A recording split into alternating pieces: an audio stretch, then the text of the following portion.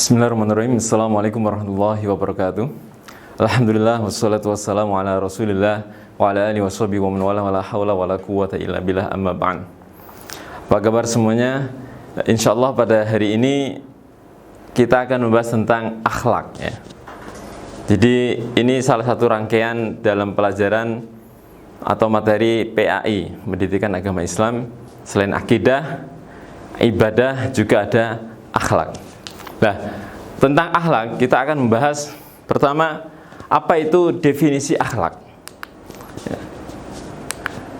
Jadi mafhumul akhlak. Yang pertama, akhlak diambil dari kata khuluqun atau khaliqah atau akhlak. Khuluqun akhlak. Ini artinya adalah budi pekerti atau tabiat, watak. Nah, sebagaimana yang dijelaskan oleh para ulama ahli lughah ya. Kalau kita lihat misal Lisanul Arab, salah satu kamus bahasa yang memang ini adalah menjadi rujukan yang sangat populer karena ini adalah kamus induk dalam bahasa Arab. Ini dikatakan oleh Ibnu Mandur, akhlak adalah cerminan isi hati manusia yang dapat terbentuk dalam perbuatan baik ataupun buruk. Ini. Jadi cerminan isi hati. Juga disampaikan oleh Mustafa Zizat dalam Al-Mu'jam Al-Wasit, tapi ini juga sepertinya merujuk kepada Imam Al-Ghazali dalam Ihya Ulumuddin. Maka kita langsung bahas bagaimana definisi akhlak yang dijelaskan oleh Imam Al-Ghazali dalam Ihya Ulumuddin.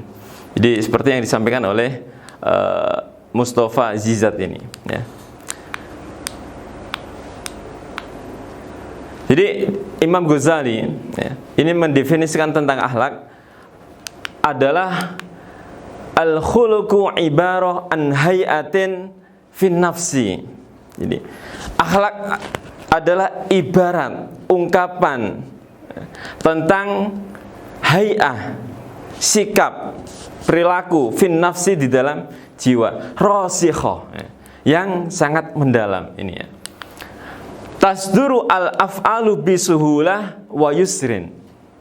Jadi ungkapan isi hati, tabiat, perilaku di dalam jiwa ya. Tasduru al-af'alu bisuhulah, yang dapat memunculkan, melahirkan sebuah perbuatan dengan sangat gampang dan sangat mudah, min ghairi haja ila fikrin warawiyah, tanpa perlu proses berpikir. Jadi sikap watak. Jadi manusia itu dikatakan dermawan ketika misal ada orang yang meminta dia, terus tanpa pikir dia, oh ya ini saya kasih. Ini namanya akhlak ya, karakter, tabiat ya. Jadi tidak ada lagi pikir-pikir dulu, nggak ada. Jadi ini akhlak ya. Tapi ketika suatu sifat itu harus mikir dulu, maka ini hanya sifat, jadi belum terbentuk sebagai akhlak. Jadi misal juga ada tetangga kita yang butuh bantuan ya, misal dia sakit, butuh diantar ke rumah sakit, maka kita tanpa proses pikir langsung kita keluarin kendaraan, ayo saya bantu. Nah ini namanya akhlak, karakter ya.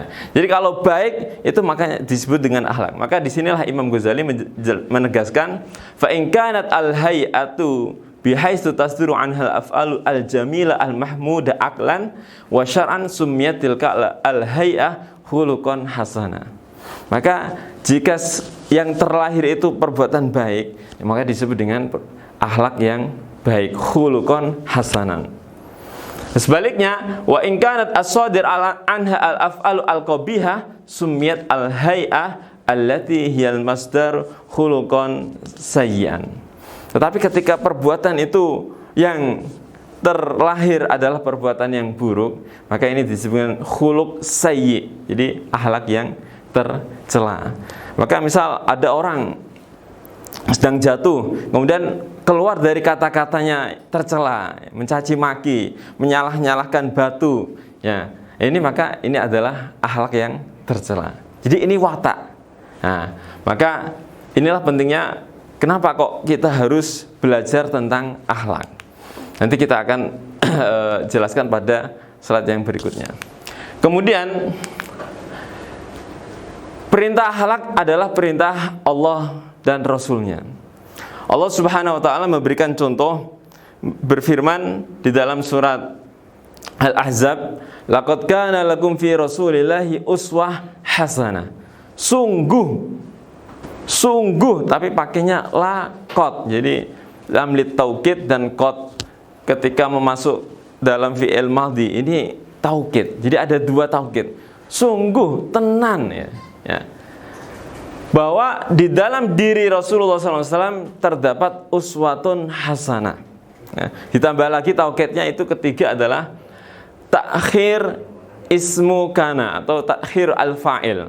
Maka ini menjadi sangat-sangat ya, taukidnya itu sangat kental sekali ya. Maka laqad kana lakum fi Rasulillahi uswatun hasanah. Bahwa Rasulullah SAW yang diutus Allah Subhanahu wa taala untuk umat manusia ini penuh dengan keteladanan yang baik ya, uswah, teladan yang baik. Juga di dalam surat Al-Jumu'ah ya, walladzi ba'atsa fil ummiyina rasulan minhum yatlu 'alaihim ayatihi wa yuzakkihim wa yu'allimuhumul kitaba wal hikmah. Ya. Jadi Kanjeng Nabi yang diutus kepada ummi itu mengajarkan Alkitab wal hikmah, ini juga mengajarkannya dengan akhlak. Hal ini yang dikuatkan di dalam hadis Rasulullah menyampaikan innama bu'itsu liutammima makarimal akhlak. Bahwa hanyalah, maksudnya adalah litahsir ya, hasr. Aku diutus untuk menyempurnakan akhlak ini. Jadi Kanjeng Nabi ini berdakwah itu dengan akhlak. Menyampaikan agama Allah, menjelaskan tentang tauhid itu dengan akhlak. Maka keseharian, kehidupan, perilaku Kanjeng Nabi itu penuh dengan akhlak-akhlak yang mulia. Maka misalnya ketika Rasulullah SAW berdakwah, dicaci maki, dianggap sebagai orang gila, dianggap sebagai tukang sihir ya. Tapi Rasulullah tidak membalas itu kecuali dengan perbuatan yang baik ya.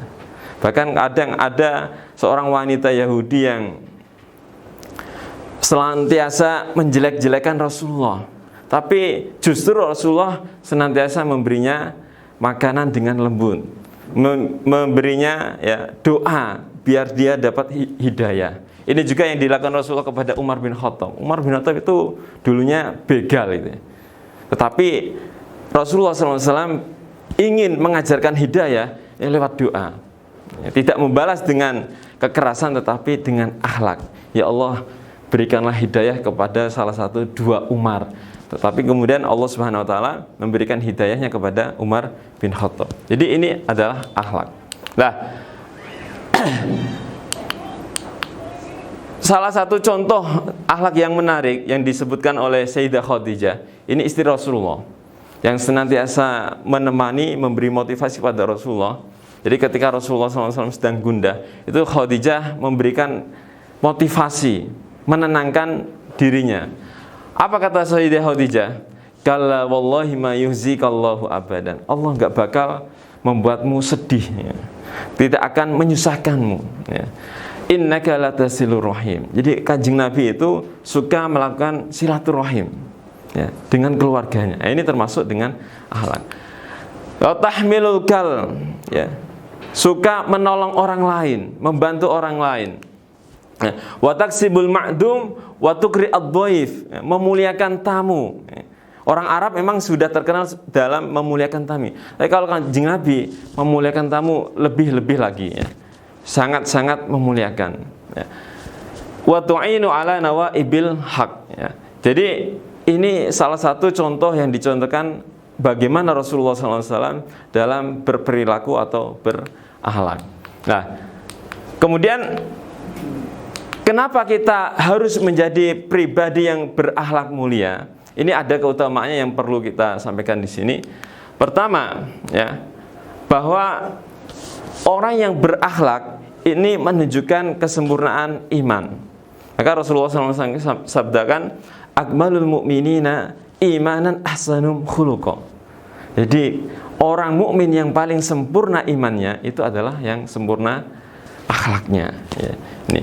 Kemudian juga Rasulullah SAW bersabda, inna ahabbakum wa aqrabakum minni ahasinukum akhlaqa.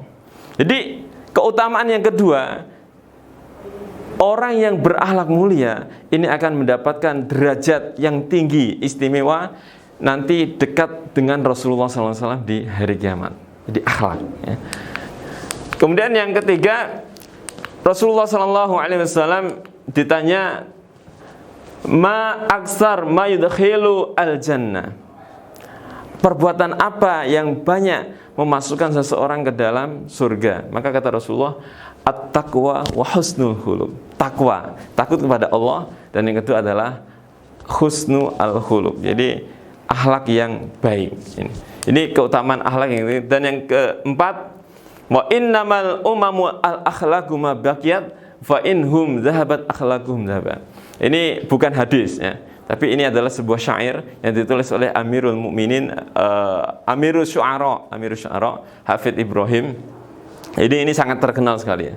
Wa innamal umamu al-akhlaqu ma baqiyat. Jadi eksistensi suatu umat, suatu masyarakat, suatu bangsa itu tergantung dengan akhlaknya.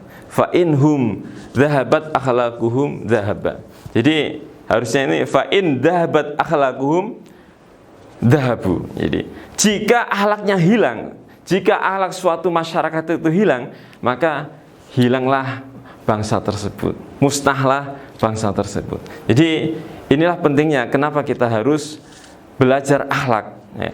Belajar, setidaknya kita menanam akhlak yang baik kepada diri kita, dan belajar macam-macam akhlak yang buruk, sehingga kita mengenali akhlak-akhlak yang buruk itu agar kita tidak menanam di dalam diri kita. Jadi mungkin ini yang kita kaji pada hari ini. Semoga nanti teman-teman bisa memiliki ya, atau hal ini menjadi motivasi untuk mengkaji akhlak lebih dalam lagi, dan insya Allah kita akan ulas lebih panjang pada pertemuan-pertemuan berikutnya. Demikian kita akhiri dengan hamdalah, alhamdulillahirabbil alamin. Assalamualaikum warahmatullahi wabarakatuh.